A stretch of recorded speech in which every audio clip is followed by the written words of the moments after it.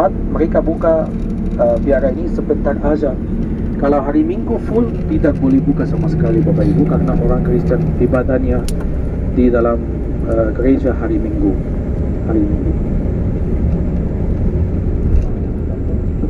Ya, Shalom Bapak Ibu. Saya cuma nambahin sedikit ya. Luar biasa ya. Kalau nggak jalan ke sini nggak paham ya. Batu, gunung, ya. Kita kemarin naik mobil aja. Ada yang sadar nggak? Kita keluar 7.30, kita nyampe di hotel 7.35, ya, termasuk break makan siang dan semuanya. Tapi perjalanan yang cukup jauh sekali. Hari ini kita masih naik mobil, ini udah 2 jam, ya. Dan nanti bagi teman-teman yang mau daki gunung, bayangkan Musa umur 80, dia naik sampai ketinggian 2285 di puncak Horeb, terima 10 perintah, turun. Bangsa Israel bangun lembu emas, dia marah, emasnya digerus, disuruh minum.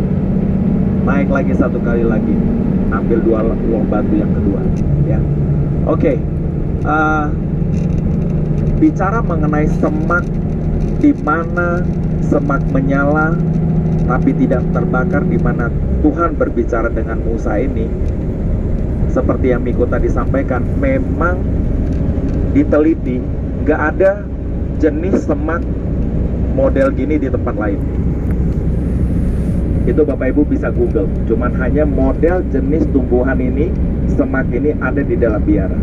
Jadi kemungkinan otentik, karena biara ini dibangun dari abad ke-4, ya. Waktu Bizantium datang ke sini, mereka temukan, cari situs-situs semua, termasuk sumur Zipora yang tidak jauh dari sana.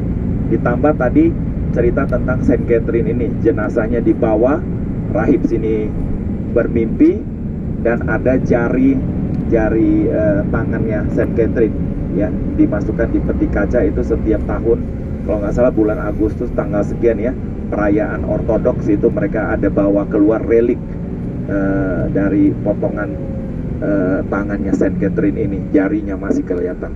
Nah, itu membuktikan, ya, dari sudah 1600 tahun tempat ini di preserve. Nanti Bapak Ibu sampai ke dalam bisa lihat seperti benteng. Nah, mengenai semak ini, semak yang menyala nggak kebakar. Jadi seperti api mungkin, ya, kalau saya bayangkan, kalau baca dari buku-buku, seperti satu semak keluar api tapi nggak kebakar. Ada beberapa tahun terakhir ini orang di Arab Saudi dan di tempat lain mengatakan bahwa Gunung Horeb atau Sinai itu, di mana Musa terima 10 perintah Allah, bukan di sini. Ya, jadi ada teori yang kalau menurut saya coba membelokkan. Tapi yang saya yakin dari perjalanan saya ke sini adalah ada satu hal lagi yang meneguhkan. Apa? Ada satu batu nanti di dalam gereja. Batu ini ditemukan di balik dari semak ini, di belakang gunung. Batu ini batu seperti ini. Tapi batu ini kalau diketok, dibelah, di dalam itu ada akarnya, ada uratnya. Gambar seperti ranting yang gosong. Batu besar diketok, ada urat batu ranting gosong di dalam. Tapi bentuknya gunung. Lebih kecil, diketok lagi, ada lagi gambarnya di dalam. Jadi hanya terjadi di gunung di sini aja, tapi bukan semua gunung, hanya yang belakang dari gereja ini, ya. Jadi kalau saya bilang, orang lokal sini dia bilang itu seperti flame atau cahaya kemuliaan Tuhan, itu terrefleksi, dipantulkan di dalam batu, masuk ke dalam batu itu. Jadi seperti apa ya, kalau ke daerah Jawa saya dulu pernah pergi itu, kayak ada satu jenis pakis itu kan dikupas kulitnya, dalamnya ada corak batiknya. Nah, ini di dalam batu ada corak dari seperti ranting yang terbakar. Nah, awal-awal mungkin 15-20 tahun lalu saya mulai ke sini, anak-anak Bedouin itu dibilang ini batu Musa. Saya lihat itu, ya, saya pikir ini kayak tulisan apa, ditulis pakai pensil, ya, karena warnanya hitam. Tapi ternyata Dari batu yang besar diketok kecil, ada akarnya. Yang kecil diketok lagi, di dalam juga tetap ada. Tapi nggak di semua gunung, cuman hanya ada satu gunung yang berada di baliknya dari gereja ini. Semua batu di sana, di dalam itu ada akar seperti semak yang terbakar. Nah, nanti kita bisa lihat. Nah, itu yang kalau menurut saya mungkin satu pembuktian ya, mengalahkan semua teori yang mengatakan bahwa Sinai itu ada di Arab Saudi, ada di tempat lain ya. Ada yang juga klaim ya dekat dari Jordan ada ya. Tapi kalau menurut saya ini yang benar, ini yang otentik. Nah, kedua, sampai di sini coba Bapak Ibu lihat. Bedouin ini sebenarnya mereka kerja untuk pariwisata. Yang kemarin udah diceritakan bagaimana Bedouin ini kalau ada anak perempuan yang ready menikah, dia taruh bendera di tenda, hidupnya nomaden, ternak onta. Nanti makanya nanti si Milan itu dia akan kontak ke ketua Bedouinnya ini yang punya koordinasi juragan onta itu untuk siapin onta yang kita mau naik. Nah, mereka bisnisnya itu pariwisata, ternak onta, domba, dan sebenarnya bisnis yang paling gede itu mereka tanam opium. Oke, jadi narkoba juga. Kalau dibilang sama pemerintah dilarang nggak? Pemerintah tahu, tapi nggak bisa dilarang karena ini suku gunung, orang pedalaman. Jadi ada agreement antara pemerintah, selama kamu jaga keamanan di sini terhadap turis apa semuanya itu, ini ya udah terserah lu tanam. Jadi di balik gunung ini dengan kontur tanah berpasir, climate seperti itu bunganya kualitas one of the best. Kenapa saya tahu? Miko yang kasih tahu, dia udah nyoba. The best, ya, the best quality. Jadi orang-orang ini berhubungan lagi dengan rumah sakit di Nueva yang kita cerita. Kenapa mereka nggak perlu rumah sakit? Karena semua hidup dari alam. Sakit dia ambil dari rumput ini untuk sakit perut.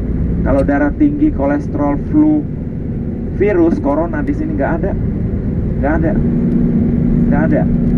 Semua alami. Terutama kalau dodol opium itu untuk kesehatan. Ternyata memang secara kesehatan opium itu untuk bisa fighting cell cancer dan segala macam, untuk chemo sekarang, untuk treatment cancer itu dipakai. Cuman hanya tidak boleh dijual umum.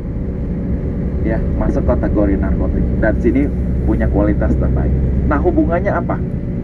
Bapak Ibu di sini lihat kemarin banyak lalat ya. Tapi ada juga satu jenis lebah yang gedenya segede lalat. Dia hinggap itu di bawah tebing-tebing gunung. Karena lebah ini kecil sekali, dia bikin sarang. Di sarangnya itu kalau dia bersarang biasa pasti ada apa? Madu. Madunya nyedot apa coba? Lebahnya. Tuh, pakai ini langsung nyambung. Nyedot opium. Jadi pas musim opium, lebah kecil ini terbang di balik bukit-bukit ini. Pasti kita nggak bisa ke sana karena itu yang punya orang tulis nggak boleh dibawa ke sana. Mereka punya ladang opium. Nah, lebah ini nempel nih di bunga. Sedot, bawa ke bawah tebing ini, bikin sarang. Satu sarang maksimal madunya itu paling 1 kilo, 1,5 kilo, 7 on. Karena lebahnya kecil, segede lalat. Nah, ini madu yang kalau Anda cari dimanapun, bahkan nyari di Kairo pun belum tentu ada. Adanya cuma di sini. Kalau kita beli kurma, mejol, aswa, sukari, apa mau yang isinya almond, isinya coklat, apa segala, sampai ke Dubai sampai nggak cukup, nanti kekurang. Banyak orang udah pulang dari sini tuh, aduh kurma kurang, bisa cari di mana ya? Lari ke Tanah Abang. Tanah Abang banyak banget, mau jenis apa aja, mau yang dari Palestina, dari mana. Kekurangan kurma bagi teman, maaf bukannya kita bohongin teman, tapi di mana-mana bisa cari. Tapi yang namanya madu lebah Saint Catherine, madu lebah opium ini cuma ada di sini, dan itu benar-benar bagus untuk kesehatan. Nah, saya tahu bagusnya gimana. Ada pilot Garuda juga, dia terbang rute Jakarta Jeddah, Jakarta Madinah. Kalau di Saudi itu terkenal dengan madu Yaman, Yemenite Wild Honey, itu kualitas the best dan mahal. Tapi begitu dia kesini minum madu ini, dia bilang this is one of the best, one of the kind. Ya, madunya itu kalau dimasukin biasa, masukin kulkas, dia bisa dibawanya itu jadi kayak kristal gula-gula. Nah, itu berarti madu ternak yang mereka bikin madu itu supaya bisa jual lebih banyak, lebih untung, dia campur sedikit gula. Kalau ini dimasukin ke kulkas jadi apa? Jadi kayak es batu, kristal, jadi kayak dodol. Nah, itu madu di sini. Nah, itu yang kalau Bapak Ibu mau, tergantung bulannya juga. Ada satu anak, bapaknya itu seperti guide Bedouin, dia yang naik ke gunung-gunung, dia yang tahu di mana lembah, di mana dapatin untuk bisa petik madu ini. Nah, dan kualitasnya the best, dan nggak bisa di Kairo pun. Biasa terakhir Mina ya, dia beli buat anaknya ya di Kairo ya, itu mau cari aja harus pesan dari sini. Kadang-kadang musimnya ada, kadang-kadang nggak ada. Jadi ada satu anak di sini, papanya yang biasa ini temannya si Miko sama Milad, namanya Ibrahim, dia punya toko di sini. Nah, cuman dari keluarga mereka ini aja kita bisa dapat madu lebah opium dari St. Catherine. Ini lagi musimnya ya. Jadi kalau ada biasanya limited ya. Terakhir grup saya sama Clarissa bareng datang. Grup saya beli, grup Clarissa nggak kebagian.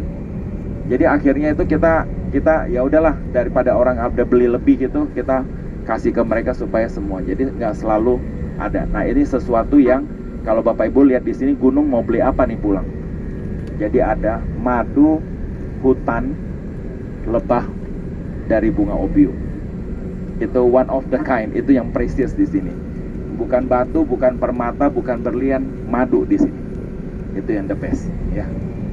Oke, kita turun, kita udah mau nyampe. Nanti di sini ada toilet, Bapak Ibu tetap kita punya password Milad. Bapak Ibu masuk nggak usah bayar. Setelah pipis kita harus lewat X-ray ya. Semuanya ke biara dulu, berdoa, lihat semak ya, lihat sumur Jipora, makan siang di bawah pokok zaitun di kebun ya.